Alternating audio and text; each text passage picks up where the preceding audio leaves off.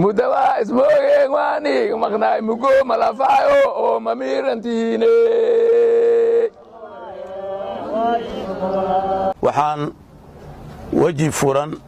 iyo gacmo furan iyo waji faraxsan aan ku soo dhawaynaynaa wafdigeenan oo noo yimid oo ka soo dhiidhiyey dhibka magaalada ka socday maalmahan ayaan soo dhawaynaynaa waxaan leenahay ku soo dhawaada waji faraxsan iyo gacmo furan arinta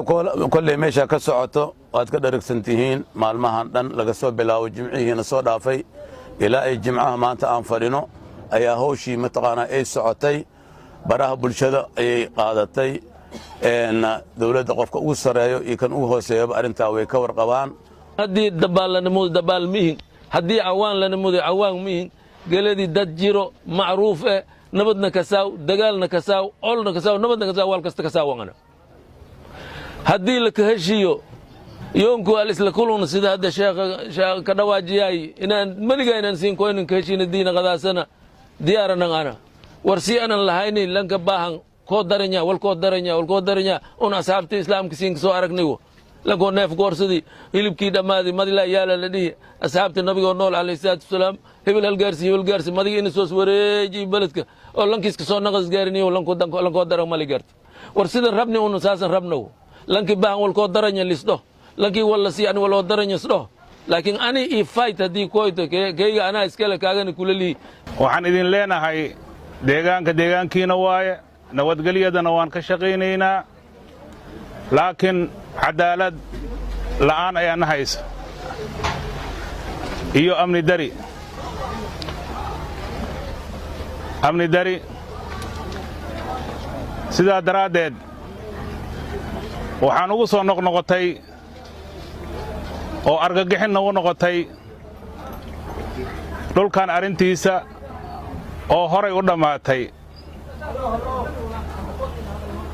6 sano ka hor ayay dhammaatay si sharcina ayay ku dhammaatay hay-adaha waddanka ka dhisan hay-adda ugu sarayso waa hay-adda garsoorka hay-adda garsoorkana sida laga wada dharagsan yahay madaxdiina iyo odayaasha iyo culimada iyo shacabka dhammaanba waa hay-adda ugu sarayso garsoorka waay waa hay-ad qabanayso waddanka ninka ugu sareeyay madaxweynaha iyo kuwa kan oo ka wax caseeyo isku si ay u qabanay anagu waxaan nahay reer guud waxaan nahay dadkii tacabka waxaan nahay dadkii tacliinta waxaan nahay dadkii nabadda suuragal lagama aha maxay ahayd maaragtay inaan marxalad dhibaato iyo maaragtay maxay ahayd wax bidow inaan qabsano inay suuragal naga naqato waa wax maaragtay aqliga diiday anagu waxaan joognaa guryaheennii waxaan joognaa dhulkeenni aan ka dhaxalnay aabbayaashood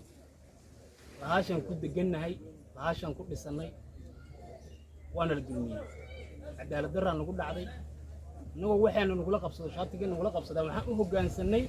garsoorka iyo dowladnimada waa dacwoon waa maaragtay tagnay meel kastay munaasab tahay waa soo gar helna annagoo inaan gar helnay aan ku jiifno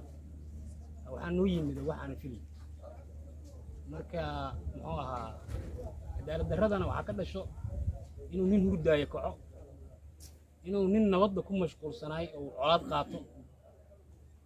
marka muxuu ahaa martida noo timiday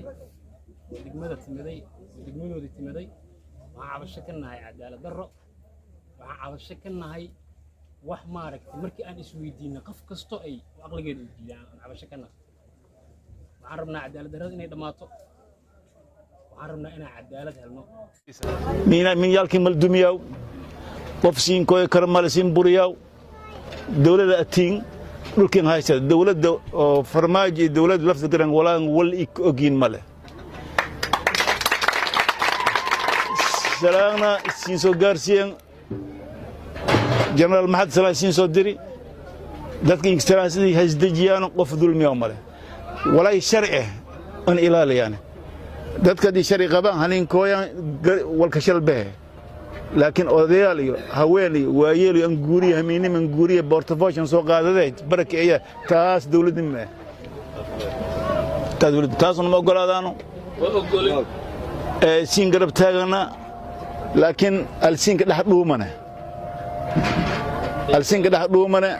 mana jirto masawir la gubo madaxweyne leeya oo mas'uul jaajaha madaxweynaha way astaan qaran waa in la ilaaliyo waa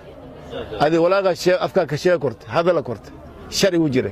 hadi liki gordan shari ka ilaaliya meesha ikastamada yani